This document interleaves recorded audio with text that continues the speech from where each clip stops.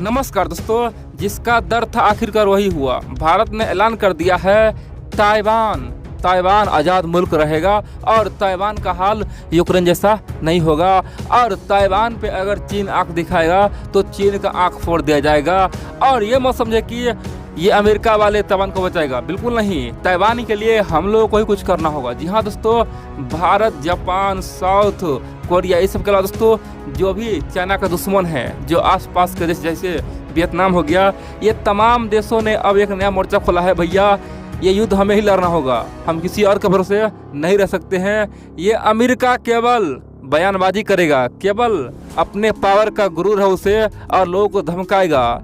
लेकिन जिस समय अगर मदद की बात आती है तो अमेरिका भाग जाता है। और दोस्तों भारत ने ये साफ कर दिया भैया, ताइवान को अमेरिका के भरोसे अगर छोड़ देना, ये समझो अपने आप में सबसे बड़ा आत्महत्या है। इसीलिए अभी से कुछ तैयारी करो। बड़ी बात तो यह है, पूरे दुनिया हैरान हो गया है। और दोस्तों चीन को लग रहा है कि हो न हो ताइवान पे आक्रमण करने का मतलब है कि हमारा अंत ही हो जाए। दोस्तों चीनी मीडिया, चीनी थिंक टैंक भारत को सलाह दे रहा है कि भारत इस लड़ाई से दूर रहे।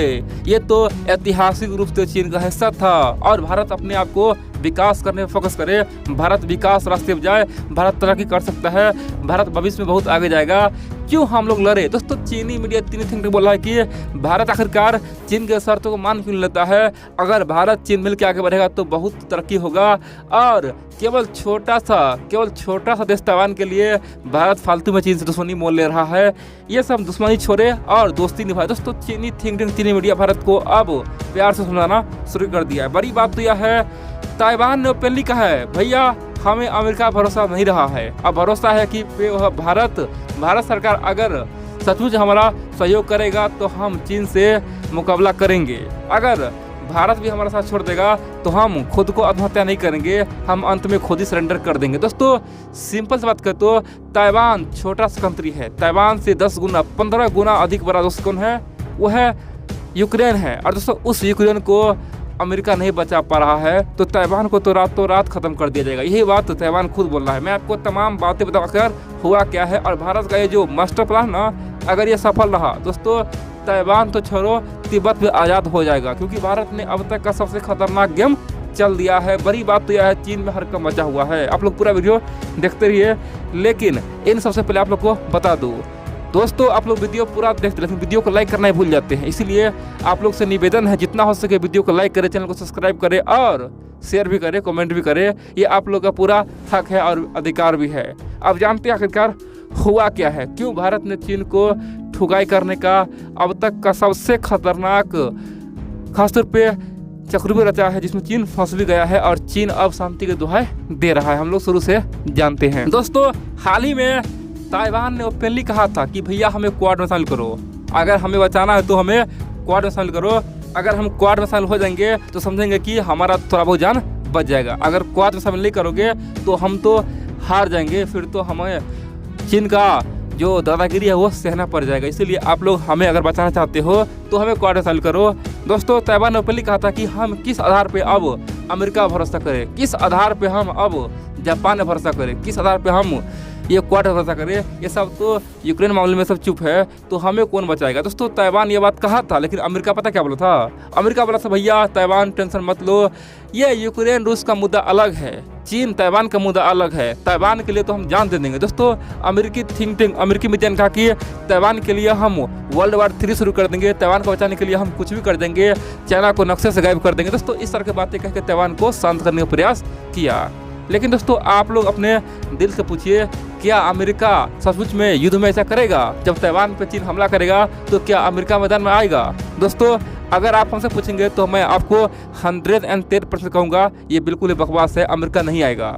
अमेरिका का इतिहास देख लीजिए, जहाँ जहाँ भी अटैक हुआ ना, अमेरिका कहीं भी नहीं पहुंच रहा है। चाहे देख तो हाल ही में क्या हुआ, हाल ही में तालिबान वाले पूरी तरह से पूरे अफगानिस्तान को तहस नहस कर दिया, अमेरिका भाग गया। हाल ही में दोस्तों यूक्रेन में रूस घुसा हुआ है, अमेरिका चुपचाप देख रहा है।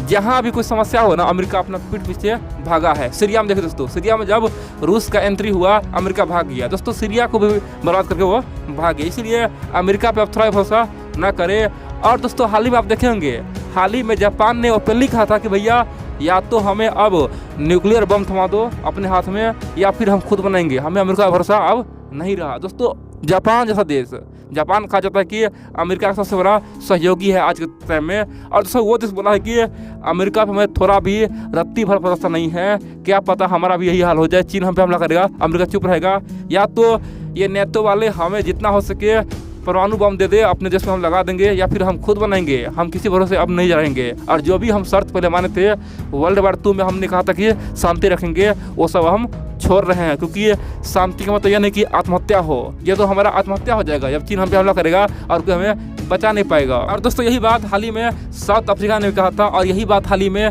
फिलीपींस ने भी कहा था। दोस्तों फिलीपींस एक तेज देश है। फिलीपींस ऑलरेडी भारत से ब्रह्मोस खरीदना शुरू कर दिया है। वो जानता है कि अमेरिका बचाने वाला आने वाला है नहीं, जब चीन हम पे हमला करेगा। फिलीपींस भारत से ब्रह्मोस ले रहा है, तमाम वो खतरनाक हथियार पर डील अभी चली रहा है, यानी कि तमाम देश अमेरिका से भरोसा उठा चुका है। अब दोस्तों आप बोलेंगे तो ताइवान का क्या होगा, क्या भारत युद्ध लड़ेगा?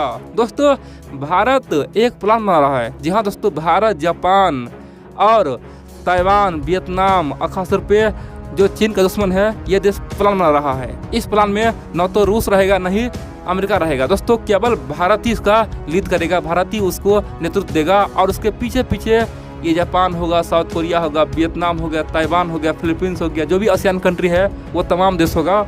और ये तमाम देश का एक ही मानना है, सब बोला है कि भारत हमें छाता दे, अम्ब्रेला दे। अम्ब्रेला क्या, सबका कहना है कि मान लो चाइना जिस दिन ताइवान पे हमला कर देता है, तो इसका मतलब यह हुआ कि ये हमला भारत पे हुआ, ये हमला जापान पे हुआ, ये साउथ कोरिया पे हुआ, ये हमला वियतनाम पे हुआ, सब पे होगा। यानी कि ऐसा नियम बना लेंगे हम लोग कि किसी एक पे भी चीन हमला करेगा ना, चाहे किसी पे कर दे, चाहे साउथ कोरिया पे कर दे, लेकिन हम लोग सब पे हमला मानेंगे और हम लोग उसका जवाब देंगे। तो इस केस में चीन को बुरी तरह से हरा सकते हैं, चीन का धज्जियां भी उड़ा सकते हैं, चीन को औकात दिखा सकते हैं, और फिर हमें अमेरिका पे कोई भी आश्रित नहीं रहना पड़ेगा। अमेरिका आए ना आए कोई दिक्कत नहीं है। हाँ, चीन के पास परमाणु बम है तो भारत उससे टैकल कर लेगा, भारत के पास भी तो परमाणु बम है। दोस्तों ये तमाम देश बोल रहा है कि भारत सरकार हमें थोड़ा थोड़ा परमाणु बम का टेक्नोलॉजी दे, या फिर अपना ही परमाणु बम जापान में शिफ्ट कर दे, जापान में तैनात कर दे, वियतनाम में तैनात कर दे, फिलीपींस में तैनात कर दे, जितना हो सके ताइवान में तैनात कर दे, यानी कि भारत का परमाणु बम